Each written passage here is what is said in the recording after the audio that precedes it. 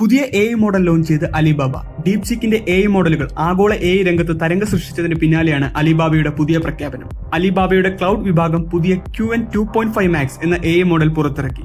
ഡീപ്സീക്ക് V3, OpenAIയുടെ GPT-4, മെറ്റയുടെ ലാമ 3.1 എന്നിവയേക്കാൾ മികച്ച പ്രകടനം കാഴ്ചവെക്കുമെന്ന് കമ്പനി അവകാശപ്പെട്ടു. Qwen 2.5 Max എല്ലാ തലത്തിലും GPT-4, ഡീപ്സീക്ക് V3, ലാമ 3.1 എന്നിവയെ മറികടക്കുന്നു എന്ന് കമ്പനി പ്രസ്താവനയിൽ അറിയിച്ചു. ഡീപ്സീക്കിന്റെ AI മോഡലുകൾ, പ്രത്യേകിച്ച് ഡീപ്സീക്ക് V3 ജനുവരി 10-ന്, R1 മോഡൽ ജനുവരി 20-ന് ലോഞ്ച് ചെയ്തതിനു ശേഷം സിലിക്കൺ വാലിയിൽ വലിയ പ്രതികരണങ്ങൾ ഉണ്ടാക്കി.